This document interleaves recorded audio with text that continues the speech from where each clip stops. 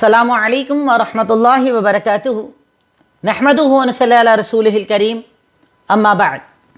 अल्हम्दुलिल्लाह, तरबियत औलाद की ये जो हमारी क्लासेस चल रही हैं पिछले कई हफ्तों से, जिसमें मैंने आपके सामने तरबियत औलाद से जुड़े हुए कुरान और हदीस के जितने नुक्ते हो सकते थे, जितने पॉइंट्स हो सकते थे, आपके सामने रखे। फिर उसके बाद पिछले 2 हफ्तों से हमने ख़ास तौर पर जदीद टेक्नोलॉजी या जदीद एजुकेशन बच्चों के बारे में जो कहती है कुछ बातों को हमने जाना। आज का हमारा गालिबन ये आखिरी सेशन है तरबियत औलाद पर, जिसका टॉपिक रहेंगे टीनेजर्स। खास किस्म के वो बच्चे कि जिनकी तरबियत के लिए हमें एक अलग अंदाज अपनाना पड़ेगा। हालात को देखकर, कंडीशंस को देखकर, मौके को देखकर बच्चों के साथ तरबियत का अंदाज बदलना पड़ता है। एक ही पैटर्न पर हमेशा तरबियत नहीं हो सकती। आज के हमारे टॉपिक में रहेंगे टीनेजर्स के उनकी पेरेंटिंग कैसे की जाए, उनकी तरबियत कैसे की जाए। सबसे पहला सवाल ये, हु आर टीन्स या हु आर टीनेजर्स। टीन्स कौन होते हैं? किस उम्र के बच्चों को टीन कहा जाता है, टीन्स कहा जाता है? 12 साल से लेकर 19 साल की उम्र तक के बच्चों को टीनेजर्स कहा जाता है। 19 से टीन बना हुआ है।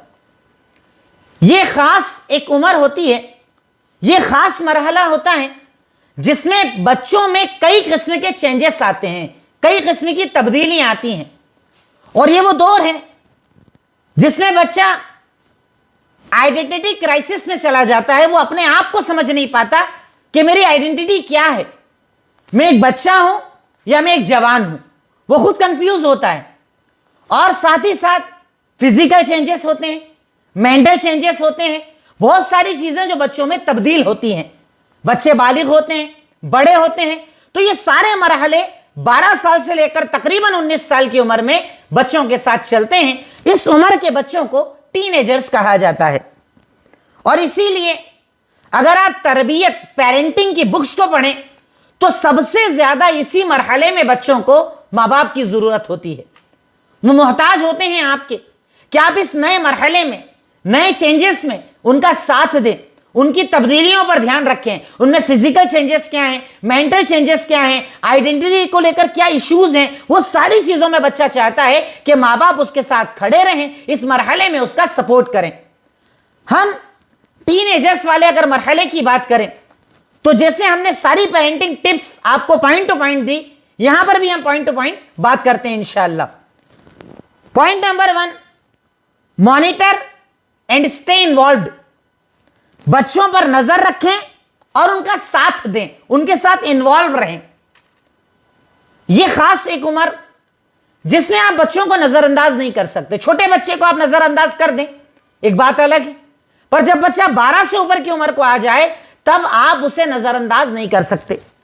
आपको बच्चे पर ध्यान देना पड़ेगा, उसमें आई हुई तब्दीलियों को देखना पड़ेगा और बच्चों के साथ थोड़ा इन्वॉल्व भी होना पड़ेगा।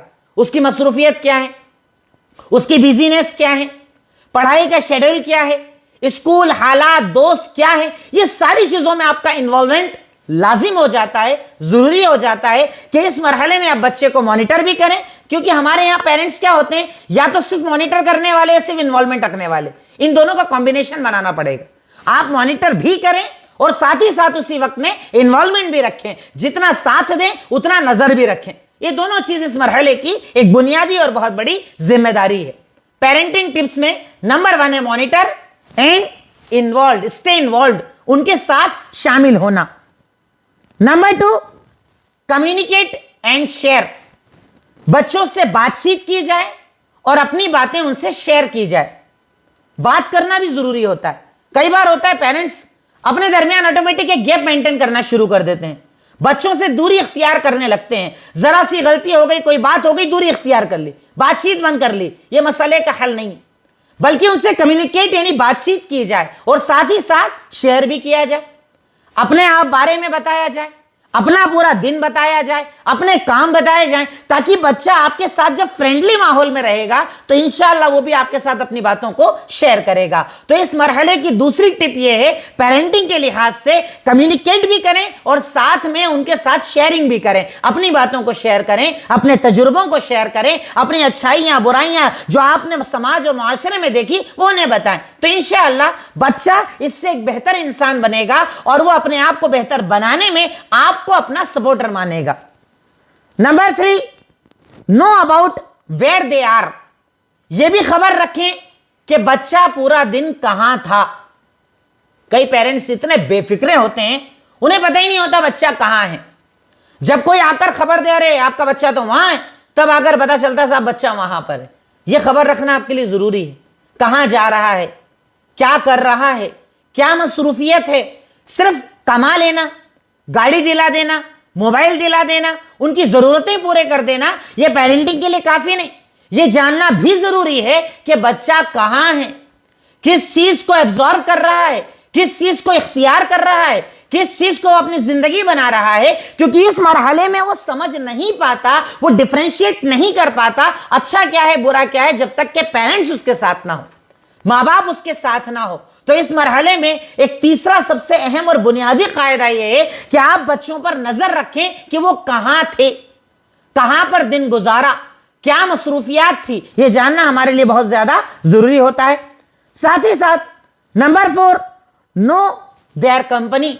उनके दोस्तों के बारे में भी जानें, किनके साथ वो रहता है, कौन उनके दोस्त हैं, किनके साथ वो अपनी बातों को शेयर करता है, आता जाता है, खाता पीता है। दोस्तों के बारे में जानना भी बहुत ज्यादा जरूरी है। और इसीलिए देखिए अल्लाह के नबी सल्लल्लाहु अलैहि वसल्लम ने आज से 1450 साल पहले अच्छे बुरे दोस्तों के फर्क को भी बताया और साथ ही साथ ये बताया कि अर्रजुलु अला दीनी खलीलिही, इंसान अपने दोस्त के दीन पर होता है। इसलिए अच्छे दोस्त बनाओ, अच्छे साथी बनाओ। तो आप बच्चे की कंपनी पर भी नजर रखें कि वो किनके साथ रहता है, कौन उसके दोस्त हैं, किनके साथ वो अपनी बातों को शेयर करता है। और नतीजा अगर आप ध्यान ना दें तो निकलता है बच्चा नशे का आदी, चोरी करने लग गया, झूठ बोलने लग गया, हराम में पड़ गया। क्यों? उसके दोस्त किया करते थे।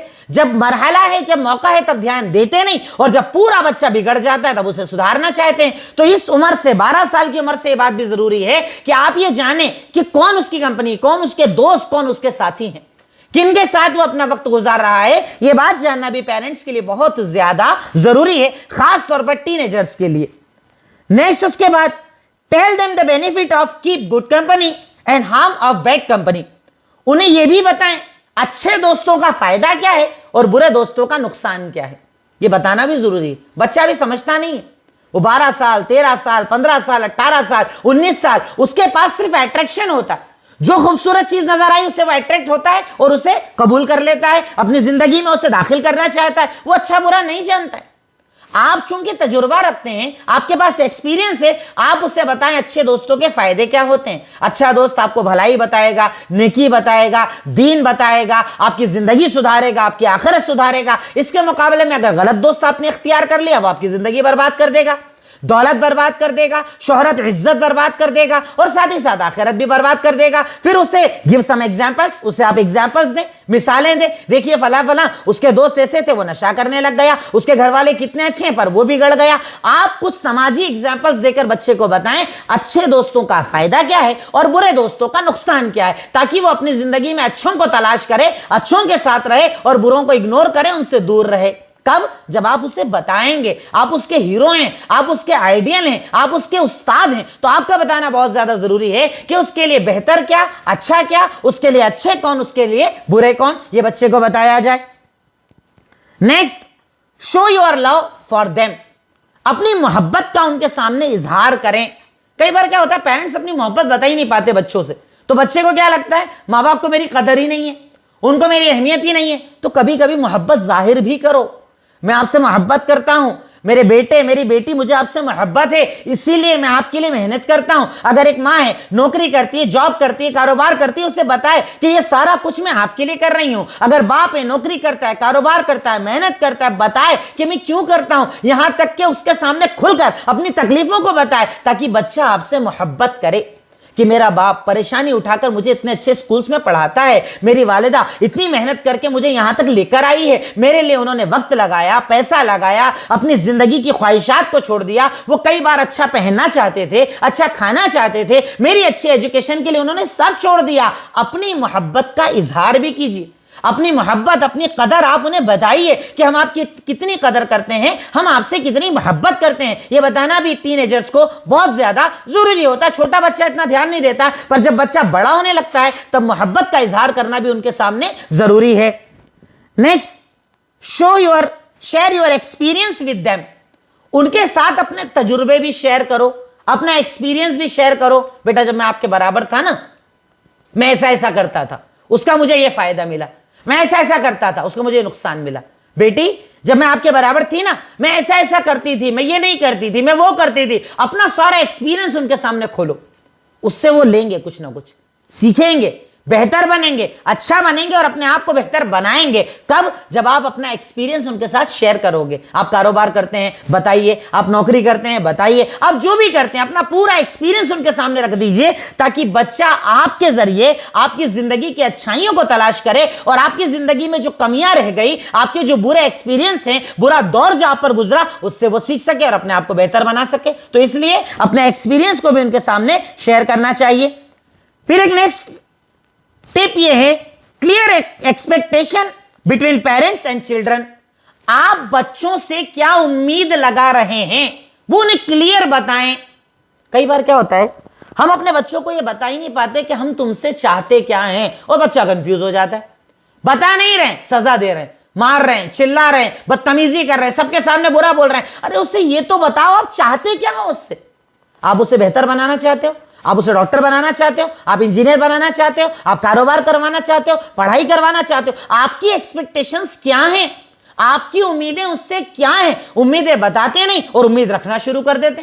पहले उम्मीदें तो बताओ, आपकी एक्सपेक्टेशंस तो बताओ, आपकी चाहत, आपकी तमन्ना, आपकी आरजू तो बताओ कि आप अपने बेटे से क्या चाहते हो, अपनी बेटी से क्या चाहते हो। और कई मर्तबा जब हम अपनी एक्सपेक्टेशंस नहीं बताते, उस नतीजे में बच्चा फेल हो जाता है।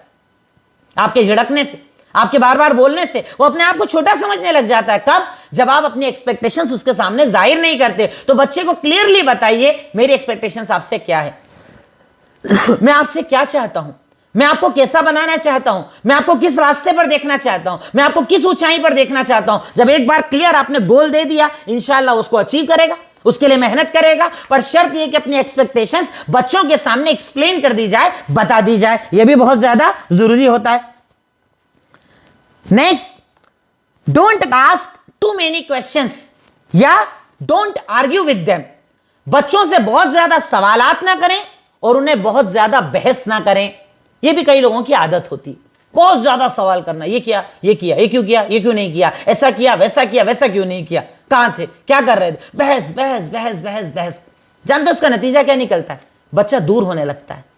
ऑटोमेटिकली आपके और बच्चे के दरमियान एक दूरी आने लगती है, डिस्टेंस आने लगता है। कब? जब आप ज्यादा सवाल पूछते हैं, जब आप ज्यादा आर्ग्यू करते हैं। समझते हैं आप उसके अच्छे के लिए पूछ रहे हैं, भले के लिए पूछ रहे हैं, वो बच्चा नहीं समझता है, वो इस बात को कबूल नहीं कर पाता है। वो क्या समझता है, मुझ पर पूछे जा रहे हैं, ये क्यों हुआ, वो क्यों हुआ, इसने क्यों किया, कब गया, कब आया, क्यों किया, क्यों नहीं किया। ज्यादा सवाल जब किए जाते हैं ना, बच्चा दूर होता है, डिस्टेंस बन जाती है, दूरी बन जाती है।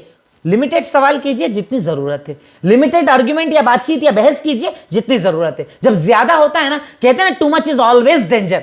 जब ज्यादा कुछ भी होता है तो वह डेंजर हो जाता है। ज्यादा नहीं होना चाहिए, लिमिट में होना चाहिए। हर चीज की एक लिमिट होती है, वैसे ही आर्ग्यूमेंट और क्वेश्चंस की भी एक लिमिट होना चाहिए। लिमिट में अगर करेंगे, इंशाअल्लाह बच्चा आपको अपना दोस्त मानेगा, अपना खैरख्वाह मानेगा, अपना केयर टेकर मानेगा कि हाँ, ये मुझसे पूछ रहे हैं मेरे बेहतर के लिए, मुझसे पूछ रहे हैं मुझे अच्छा बताने के लिए। और जब ज्यादा होगा तो उसे लगेगा ये तो मेरे दुश्मन है, ये तो परेशान कर रहे हैं, फिजूल में बहस कर रहे हैं। नतीजा दूरी, जब हम कई बार समाज में अपने सामने देखते हैं।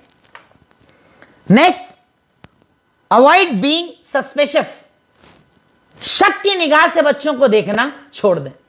हमेशा शक ना करें, नहीं इसने तो झूठी बोला है, कुछ तो कर रहा होगा, कुछ तो किया होगा, कुछ तो करके आया होगा। हमेशा शक से ना देखें बच्चों को, कभी थोड़ा रिलैक्स तो दें उन्हें, थोड़ा छोड़ें। ठीक है, एक बच्चे ने कोई गलती कर ली, एक मर्तबा गलत आपके सामने आ गया, ठीक है, नेक्स्ट टाइम मौका दीजिए। बेहतर बनने का मौका दीजिए। अब आप 1 साल पुराना शक अगर अभी तक रखेंगे, बच्चे से मोहब्बत कर पाएंगे? बच्चे को खुद के करीब कर पाएंगे? कभी नहीं कर पाएंगे। बच्चे से हमेशा शक करना छोड़ें। कभी छोड़ें, कभी पूछें, कभी छोड़ें, कभी पूछें। ज्यादा शक करना बच्चों को दूर कर देता है। मैंने पहले स्टार्टिंग में भी आपको यह बात बताई कि अभी के बच्चे वो नहीं है जो पहले के बच्चे हुआ करते थे। अभी के बच्चे अलग हैं, उनका अंदाज अलग है, उनके साथ अलग है, उनके साथ जो डिजिटल पूरी दुनिया जुड़ी है, मल्टीमीडिया जो जुड़ा हुआ है, वो एक अलग दुनिया है। उस दुनिया में शक जो है ना, उनके लिए बहुत बड़ी रुकावट बन जाता है। इसलिए बहुत ज्यादा शक करने से अपने आप को बचाएं। एक बड़ा अहम और कीमती पॉइंट है, make home a safe place to be in. घर को रहने के लिए सबसे सेफ जगह बनाएं। बच्चों के लिए सबसे सेफ जगह घर को बनाएं। कैसे? कि घर में थोड़ा माहौल अच्छा बनाएं। वरना होता क्या है, जब बच्चा देखता अभी घर जाऊंगा, घर में झगड़े चल रहे होंगे, घर में बहस हो रही होगी, घर में ऐसा वैसा बोला जाएगा, बाहर अच्छा लगता, घर में अच्छा नहीं लगता। और आज आप जानते हैं बाहर कितने फितने हैं, बच्चियों के लिए कितने फितने हैं, बच्चों के लिए कितने फितने हैं, कितने तरह के लोग हमारे बच्चों के ताक में लगे रहते हैं। कोई उन्हें न जाने कहां बहकाना चाहता है, गलत करना चाहता है, गलत रास्ते पर डालना चाहता है, नशा करवाना चाहता है। तो इसलिए इतना ज्यादा घर में बेहतरीन माहौल बनाकर रखें कि बच्चा अपने घर को सबसे सेफ जगह अपने लिए समझे। कई लोग ये नहीं कर पाते। नतीजा, बच्चा बाहर रहना पसंद करता है, बाहर वक्त गुजारता है, टाइम होने के बाद भी स्कूल से रुक जाता है, टाइम होने के बाद ट्यूशन से ज्यादा वक्त बाहर गुजारता है, क्योंकि उससे लगता है घर सेफ नहीं है, बाहर ज्यादा सेफ हूं, घर जाकर मुझे परेशान होना पड़ेगा। तो बच्चे के लिए घर को एक सेफ प्लेस बनाएं ताकि वो उसमें रहना अपने लिए पसंद करे। Next, look happy to receive them. जब भी बच्चा आपसे मिले, खुश होकर मिलिए, खुश अखलाक से मिलिए, चेहरे से मुस्कुरा कर मिलिए। कई लोगों की आदत होती है हमेशा मुंह बनाकर ही मिलते हैं। बच्चे ने 1 साल पहले कोई गलती की थी, अभी भी आएगा तो देखते ही मुंह बना लेते उसको। इससे बच्चे की तरबियत नहीं होगी। बच्चा दूर हो जाएगा, नफरत करेगा, आपको अच्छा नहीं समझेगा। हमेशा मुंह बनाकर बच्चों से मिलना, ढंग से ना मिलना। ठीक है, किया ना, अब मिल रहा है, अच्छे से मिलो, उसकी ख्वाहिश पूरी करो, उसकी जरूरत पूरी करो, यानी उसके सामने अच्छे अंदाज में पेश आओ। 1 बार नहीं, 2 बार नहीं, 3 बार नहीं, 4 बार में तो उसे अहमियत पता चलेगी कि हाँ मेरे अब्बा सही हैं, हाँ मेरी अम्मी सही हैं, मेरा अच्छा चाहते हैं, मेरा भला चाहते हैं, कोई दिक्कत नहीं है। पर जब मिलो, अच्छा चेहरा लेकर मिलो, अच्छे अंदाज में मिलो, अच्छे अखलाक के साथ मिलो। अरे हम तो मुसलमान हैं जिन्हें अल्लाह के नबी ने इरशाद फरमाया कि तलाक़तुल वजह, कि अपने भाई से, अरे किसी से भी मिलो, अगर मुस्कुरा कर मिलो तो सदके का सवाब मिलता है। ये तो आपकी औलाद है, ये तो आपका बेटा और बेटी है। जब मिलो, चेहरे पर मुस्कुराहट लेकर मिलो, खुश होकर मिलो, तो इंशाअल्लाह ये बच्चा आपके साथ बेहतर जिंदगी गुजारना चाहेगा, ये बच्चा आपके साथ अच्छी जिंदगी गुजारना चाहेगा। Next, make children express their emotions. बच्चों को अपने जज्बात जाहिर करने दें। कई बार होता है बच्चा बोलना शुरू कर, चुप चुप चुप चुप, नहीं ज्यादा नहीं बोलना, तुझे नहीं समझता, तुम कौन बोलने वाले, तुम कौन बताने वाले। सर उन्हें भी एक्सप्रेस करने दो, अपने जज्बात बताने दो, अपने एहसास बताने दो। वो भी एक बच्चा है, बड़ा हो रहा है, जवान हो रहा है, अपने अंदर न जाने कितने जज्बात और एहसास वो आपके लिए रखता है, अपने घर के लिए रखता है, मुस्तकबिल फ्यूचर के लिए रखता है। उसे एक्सप्रेस करने दो, अपने जज्बात जाहिर करने दो। हम लोग इतना दबाते हैं, इतना दबाते हैं, इतना दबाते हैं कि टोटल दब जाता है, खत्म हो जाता है, सलाहियतें खत्म हो जाती है। बच्चे को अपने जज्बात जाहिर करने दो। उसके जज्बात क्या हैं, वो आपके बारे में क्या सोचता है, वो अपने घर वालों के बारे में क्या सोचता है, इस घर को बेहतर बनाने के बारे में क्या। कई बार देखा होगा आपने, छोटे छोटे बच्चे बोलते हैं अब्बू हम बड़े होंगे ना तो ये बड़ा घर आपको दिलाएंगे, हम आपको बड़ी गाड़ी दिलाएंगे, हम आपका नौकरी बंद करा देंगे, आपको घर में रखेंगे और हम काम करेंगे। ये जज्बात होते हैं बच्चों के, जो अपने माँ बाप की तकलीफ को देखकर निकलते हैं। उन्हें एक्सप्रेस करने दो, बयान करने दो, जाहिर करने दो। यह आपकी और हमारी जिम्मेदारी है कि बच्चों को उनके जो एक्सप्रेशंस हैं, जो उनके जज्बात हैं, उन्हें सारे बाहर निकलकर जाहिर करने दो। उसके बाद be available for your child. यह भी बड़ा अहम टॉपिक है। बच्चों के लिए वक्त पर हाजिर रहें। जब बच्चा आपको चाहता है तब हाजिर रहें, जब नहीं चाहता तब हाजिर रहने से फायदा नहीं। वो चाहता है आपको हाजिर रहें, किसी प्रोग्राम पर, किसी फंक्शन पर, किसी खुशी पर, किसी अच्छे मौके पर। वो चाहता है मेरे माँ बाप मेरे साथ हो, मुझे आकर वो इंक्रीज करें, मेरा यानी स्टेमिना बढ़ा दें, मेरी सोच बढ़ा दें, मेरी तमन्ना, मेरी आरजू बढ़ा दें। जब मैं कोई काम करने के लिए निकलूं, वो दोनों ऐसे मेरे साथ खड़े रहें कि मैं उस काम को बिल्कुल अचीव कर लूं, कामयाब हो जाऊं। अवेलेबल रहिए बच्चों के लिए। आपका काम जरूरी है, आपकी मसरूफियत जरूरी है, लेकिन बच्चे के जज्बात आते और जाते हैं, वो एक जैसे हमेशा नहीं रहते। कोशिश कीजिए जब उसे जरूरत है तब आप अवेलेबल रहिए, उसके पास रहिए, उसके साथ रहिए, चाहे थोड़ा ही सही वक्त दीजिए, थोड़ा ही सही अपनी मसरूफियत को कम करके उसका साथ वक्त दीजिए, उसके साथ अवेलेबल रहिए, तो इंशाअल्लाह वो बच्चा एक बेहतर बच्चा बनने की कोशिश करेगा। एक और अहम पॉइंट है, who is the main influencer, you और समवन एल्स। बच्चे की जिंदगी में ज्यादा असर किसका है, आपका या किसी और का? यह भी एक बड़ा अहम सवाल है। आपका बच्चा आपसे ज्यादा मुतमईन है या किसी गैर से मुतमईन है, यह जानना जरूरी है। और वाई, क्यों, उसकी भी कुछ वजह होगी ना। आप जब नहीं दे पाएंगे वो कहीं और तलाश करेगा। इंसान की फितरत है, जब जहां पर उसकी एक्सपेक्टेशंस होती है वो चीज उसे ना मिले कहीं और तलाश करेगा। ये एक्सपेक्टेशंस है, फुलफिल करेगा इंसान, छोड़ेगा नहीं।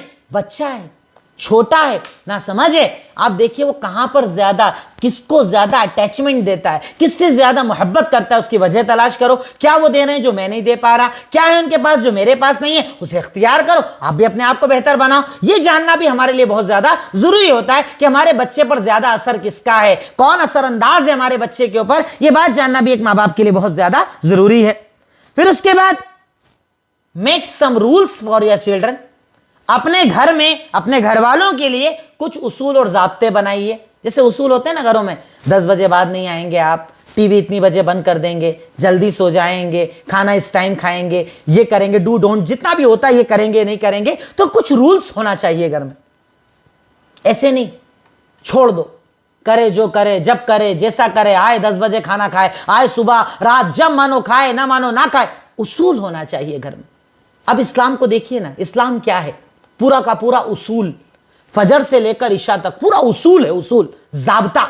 कब क्या करना, कब खाना खाना, कब सोना, कब उठना, क्या करना क्या नहीं करना। इस्लाम ने पूरी हमें रूल और रेगुलेशन की एक दुनिया में डाला है ताकि हम बेहतर अपनी दुनिया को भी बनाएं और अपनी आखिरत को भी बनाएं। सेम ऐसे उसूल और ज़ाब्ते आपके घर के लिए भी होना चाहिए। लेकिन इस पॉइंट में कुछ सब पॉइंट्स बनेंगे, छोटे पॉइंट्स बनेंगे, जो मैं आपको बता दूं कि रूल्स बनाने के अंदर हमें क्या क्या ध्यान रखना पड़ेगा बच्चों के ताल्लुक से। वो भी हम 4-5 पॉइंट से, उसको आप अलग से लिख लीजिए ताकि बातें और ज्यादा आपके सामने क्लियर हो जाए। Number 1, make your child a part when making rules. जब आप कोई रूल बनाएं, कोई कानून बनाएं, तो बच्चे को शामिल करके बनाएं। ऐसा नहीं कि बच्चे को देख ही नहीं रहे, बच्चे को तो बिल्कुल इग्नोर कर दिया है। रूल्स में उसका भी एक पार्ट होना चाहिए, हिस्सा होना चाहिए। मेरा बच्चा है, आपने एक रूल बनाया कि 9 बजे नाश्ता खत्म। अब बच्चा 10 बजे उठ रहा है, ठीक है, छुट्टी का टाइम है, उसे भी शामिल करो ना। बच्चे का अपना एक शेड्यूल है, उसे भी शामिल करना पड़ेगा आपको, चाहे उठने का, चाहे सोने का, चाहे खाने पीने का। ऐसा नहीं कि रूल बनाने पर आओ तो इतने शदीद रूल बना दो कि बच्चा उससे मैच ही ना कर पाए। बच्चे को शामिल किया जाए जब रूल्स बनाए जाए, बच्चे को साथ अपने रखकर कुछ रूल्स बनाए जाए। Next point number 2, firm and flexible rules.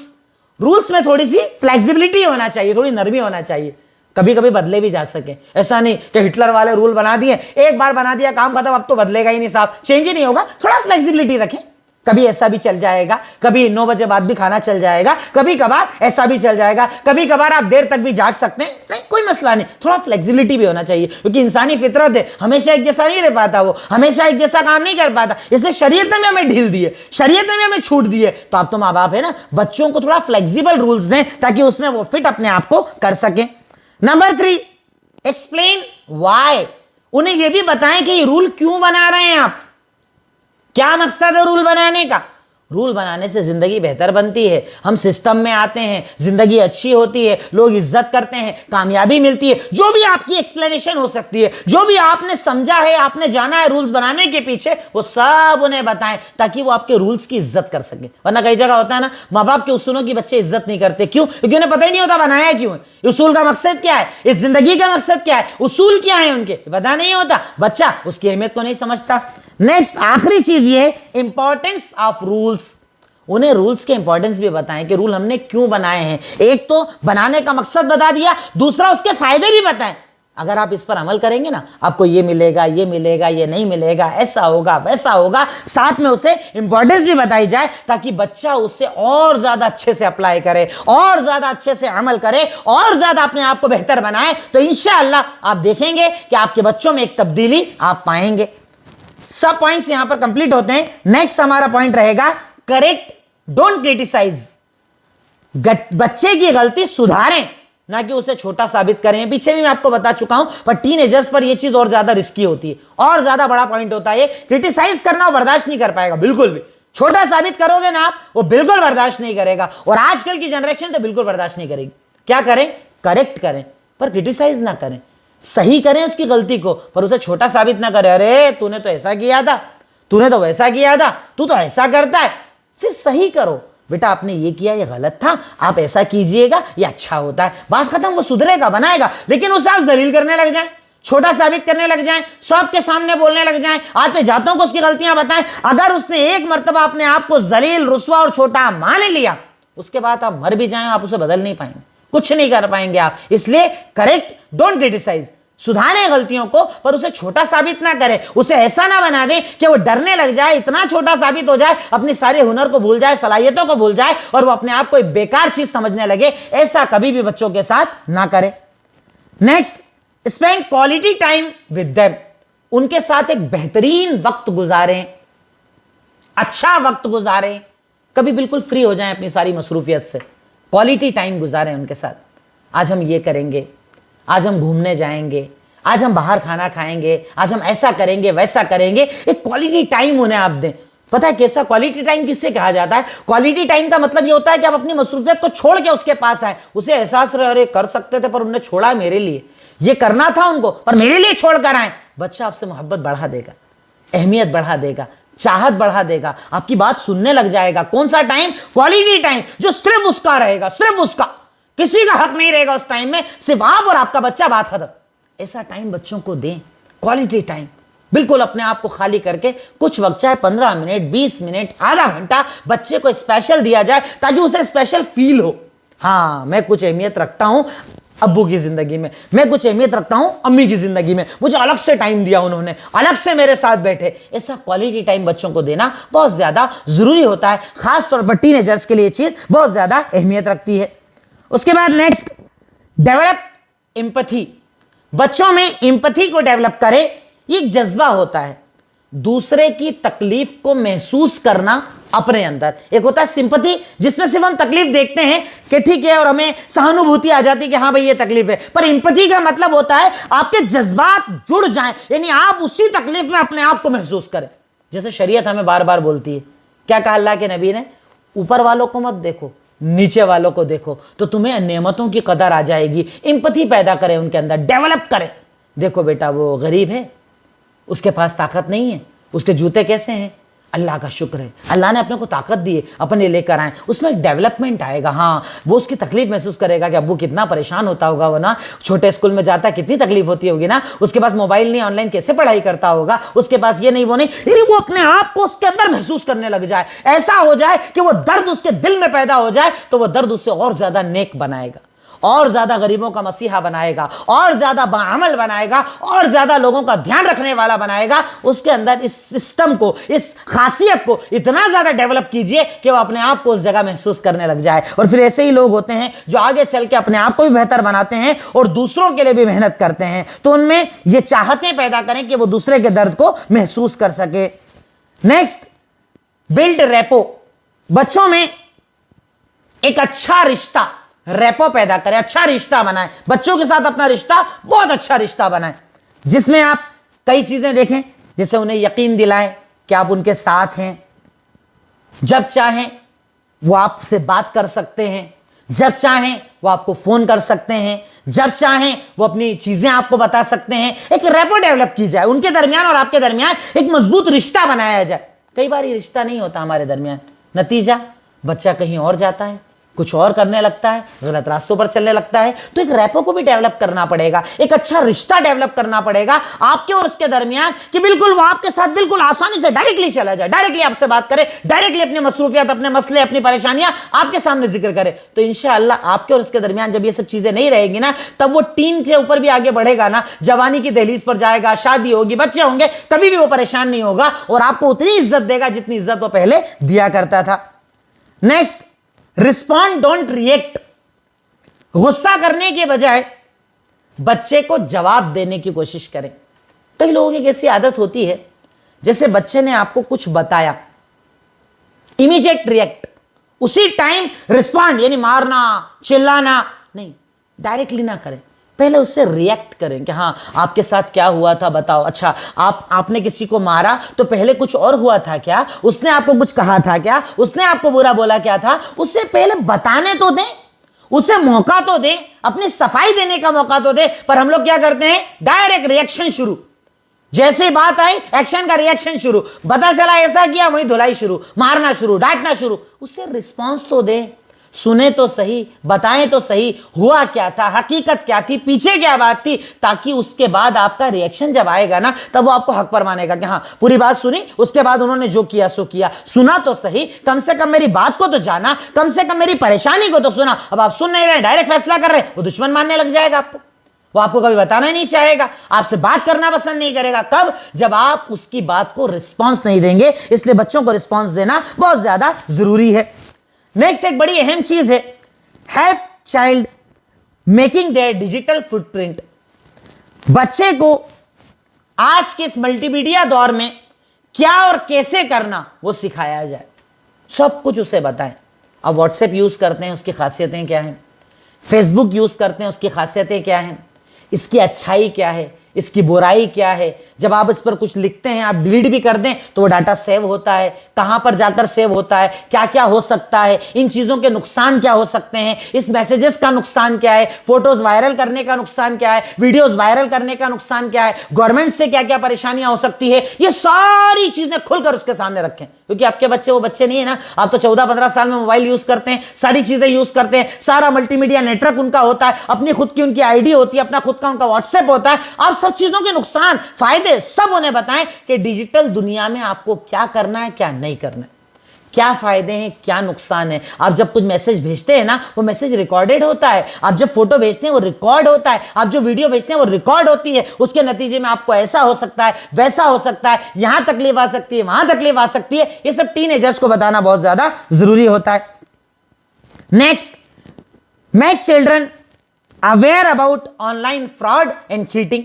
बच्चों को ऑनलाइन होने वाले फ्रॉड और चीटिंग के बारे में बताएं। जैसे आजकल होता है ना, फोन किया, आपसे ओटीपी मांगा और ओटीपी लिया और आपके बैंक से पैसा निकाल लिया। कई लोगों के साथ होता है, ओटीपी मांगते हैं, वो दे देते हैं, बड़ी आसानी के साथ पैसा निकाल लिया जाता है, अकाउंट से पैसा चला जाता है। न जाने कितने तरह के फ्रॉड होते हैं, ये भी आप बच्चों को बताएं। बेटा कभी कोई फोन आए ना, उसको ऐसे रिस्पॉन्स करना है, अगर कोई आपसे नंबर मांगे ना ऐसे बताना है, अगर कोई आपसे स्पेशल कहे कि हमने ओटीपी भेजा है आप उसे बताइए तो आप उसे ना बताएं। कैसे फ्रॉड होता है, कैसे चीटिंग्स होती हैं, कैसे पैसे ले लिए जाते हैं, कैसे मोबाइल हैक कर लिया जाता है, ये सारी चीजें बच्चों को बताएं ताकि वो अपने आप को बेहतर बनाएं और हर किस्म के फ्रॉड और चीटिंग से अपने आप को बचा सकें। तो ये बात भी माँ बाप की बहुत बड़ी जिम्मेदारी होती है कि उनके साथ इस अमल को भी किया जाए। एक बड़ा अहम पॉइंट है, tell the risk of using tobacco, cigarette etcetera. नशे के इस्तेमाल का नुकसान क्या है बच्चों को बताया जाए, क्योंकि आज के यूथ में, जनरेशन में नशा बहुत ज्यादा आम होता जा रहा है। छोटे छोटे बच्चे अभी 14-15 साल की उम्र को नहीं आए, सिगरेट इस्तेमाल कर रहे हैं, तंबाकू खा रहे हैं, न जाने हर किस्म का नशा कर रहे हैं, क्योंकि उन्हें पता नहीं इसका नुकसान क्या है। वक्ती मजा उनको नजर आता है, किसी को स्टेटस नजर आता है, किसी को दोस्तों का साथ नजर आता है, किसी को सारे तो करते हैं उसमें बुराई क्या है, ऐसी 10 चीजें उनके जहन में चलती है। आप उन्हें नुकसान बताएं, खास तौर पर इस्लाम को साथ लेकर नुकसान बताएं कि बेटा अगर आप नशा करोगे, इस नशे से आपको कैंसर हो गया, आप इस कैंसर में मर गए तो आपको खुदकुशी का अजाब दिया जाएगा। बेटा हर वो चीज जो आपको मौत के करीब करे उससे इस्तेमाल करना मना है। बेटा इससे अजाब जहन्नम होता है। बेटा इससे दुनिया बर्बाद होती है। बेटा इससे मोमिनों को तकलीफ होती है। जितने नुकसान नशे के हैं वो से बताएं, पर कब? जब आप खुद ना करते हो। आप उसके सामने तंबाकू खा रहे हैं, सिगरेट पी रहे हैं, बीड़ी इस्तेमाल कर रहे हैं, पाउच खा खा के चारों तरफ थूकते फिर रहे हैं, वो बच्चा नेक बनेगा? पहले खुद आप तो बने, अपने आप को तो नशे से दूर करें, अपने आप को तो बेहतर इंसान बनाएं। खुद जब नशा करते हैं ना, ऐसे लोगों की औलादें 14 और 15 साल की नशा करने लग जाती है। क्यों? हमारे अब्बा भी तो करते हैं, हमारे पापा भी तो करते हैं, वो करते हैं, मतलब सही है, कुछ गलत नहीं है इसमें। उन्हें इसके नुकसान बताने के लिए खुद अपने आप को इस नशे से दूर करें, इस गंदगी से दूर करें, ताकि बच्चा अपने आप को बेहतर बना सके। Next, avoid helicopter parenting. ये भी बड़ा अहम पॉइंट है, हेलीकॉप्टर पेरेंटिंग ना करें। इसका मतलब क्या होता है, कई लोगों की आदत होती है बच्चे बड़े भी हो जाएं तब भी सारा काम अपने हाथ से करना चाहते हैं। उनका 17 साल 16 साल का बच्चा उसके बाल जमा रहे हैं, उसके जूते निकाल रहे हैं, उसके मोजे निकाल रहे हैं, उसके कपड़े निकाल रहे हैं, ये पेरेंटिंग फायदा नहीं, नुकसान देगी उसे खुद करने देना। सेल्फ डेवलपमेंट कब आएगा उसमें, खुद से करने की ताकत कब आएगी। अब हर काम अपने हाथों से कर करके दे रहे, आपको लगता है मेरी मोहब्बत है, ये मेरी केयर है, ये आपकी केयर नहीं है, आपका इंटरफेयर है। केयर नहीं, इंटरफेयर है। इतना ज्यादा इंटरफेयर उसकी लाइफ में कर दिया, अब खुद कुछ कर ही नहीं पाता, वो खुद नहीं कर पाएगा, कभी भी खुद एतमादी नहीं आएगी, कभी भी खुद पर भरोसा, सेल्फ पर जो भरोसा होना चाहिए वो उसमें नहीं डेवलप होगा। खुद करने दें, खुद करने दें, गलत करेगा करने दें, सही करेगा करने दें, बताएं दूर से, पर ये वाली पेरेंटिंग कभी ना करें। हर चीज अपने हाथ से कर रहे हैं, अपने हाथ से खाना खिला रहे हैं, अपने हाथ से पानी पिला रहे हैं, अपने हाथ से दूध पिला रहे हैं, हर काम खुद कर रहे हैं। बच्चा बड़ा हो गया है, अब वो 16, 17, 18 साल का है, कोई बच्चा नहीं है, वो बच्ची नहीं है। अब खुद उससे करने दें, अपने काम करने दें, आगे बढ़ने दें, क्योंकि जिंदगी में चैलेंजेस हैं चारों तरफ। अब समाज और मुआशरा, जब वो नौकरी करने निकलेगा ना, आप उसके साथ नहीं जा पाओगे। वहां बॉस से भिड़ना है, वहां एम्प्लॉइज से भिड़ना है, वहां लोगों से भिड़ना है, वहां न जाने कितने तरह के लोगों से आपको डीलिंग करनी है। कारोबार करते हैं, न जाने कितने किस्म के लोगों से आपको कारोबार करना है, पैसा लेना भी है, पैसा देना भी है, उधारी भी है। कैसे वो चैलेंजेस को फेस करेगा जब आपने उसे कुछ करने ही नहीं दिया, जब आपने उसे बेहतर बनने ही नहीं दिया। तो बच्चों की ऐसी पेरेंटिंग कभी ना करें, मोहब्बत करें, केयर करें, पर उसका मतलब ये नहीं हर काम खुद करें, स्पून फीडिंग कराएं, हर चीज अपने हाथ से ले जाकर कराएं। थोड़ा उसे आजाद छोड़ें, गिरने दे, पढ़ने दे, गिरते ही बड़ा होता है ना। हम कहते हैं ना, गिरते पड़ते ही चलना सीखते हैं, तो ये जवानी तक चलता है सिस्टम। गिरना भी पड़ेगा तभी उसको उठना आएगा। तो ये हेलीकॉप्टर पेरेंटिंग कभी ना करें। नेक्स्ट, एक आखिरी चीज, कंप्यूटर वगैरह जितना मुमकिन हो खुले एरियाज में रखें। कंप्यूटर है, इंटरनेट है, जितना मुमकिन हो उसे खुले जगहों पर रखें। सेफ कमरों में रखने की बजाय खुली जगहों में रखें, ताकि बच्चा जब उसे इस्तेमाल करे तो गलत इस्तेमाल से उसे 2 बार सोचना पड़े कि अगर मैं कुछ गलत करूंगा किसी की भी नजर पड़ जाएगी। जितना मुमकिन हो उसे खुले प्लेस में रखें, सामने रखें, बाहर रखें, ताकि वो अपने आप को बेहतर बनाए, अपने आप को अच्छा बनाए। और आखिर में इसमें एक चीज जो हमने शुरुआत में बयान की थी, बार बार बार बार बार बार बच्चों के दिलो दिमाग में बात डालें, अल्लाह देख रहा है। कोई जाने ना जाने, अल्लाह जानता है। किसी को पता हो ना हो, अल्लाह को पता होता है। अल्लाह से कुछ छुपा नहीं होता। अल्लाह ताला ऐसी कोई चीज नहीं जानता, ऐसा नहीं है। अल्लाह को हाजिर नाजिर जानो, वो तुम्हारा रब है, खालिक है, मालिक है। अब देखिए, मैं आपको बुनियादी तौर पर यह कहूंगा कि मैं एक आलिम हूं, इन चीजों से बहुत ज्यादा मेरा साबका नहीं है, फिर भी जितना ज्यादा मुमकिन हुआ, जितनी ज्यादा जदीद चीजों को मैं जमा कर पाया, आपके पास लाकर मैंने इस पूरे टॉपिक को, तरबियत औलाद को मुकम्मल करने की कोशिश की। और अल्हम्दुलिल्लाह टॉपिक तकरीबन आज हमारा मुकम्मल भी हुआ। कोशिश पूरी की, जो अच्छाइयां हैं वो अल्लाह की तरफ से, जो कमियां हैं वो सारी मेरी तरफ से। फिर भी जितनी चीजें मैं रख सका, मकसद था कि हम अपने बच्चों को बेहतर बना सके, अपने बच्चों की अच्छी तरबियत कर सके। आखिर में अल्लाह ताला से दुआ है, इलाही मौला रब्बुल आलमीन, ए खालिक मालिक रहमान रहीम, यकीनन तू गफूर है, तू गफ्फार, तू रहमान है, तू रहीम। ए अल्लाह, तुम तमाम को अमल करने की तौफीक अता फरमा, दीन पर जमने की तौफीक अता फरमा, अपनी औलाद को नेक बनाने की तौफीक अता फरमा। व आखिरु दावाना अनिल हम्दुलिल्लाहि रब्बिल आलमीन। अस्सलामु अलैकुम व रहमतुल्लाहि व बरकातुहू।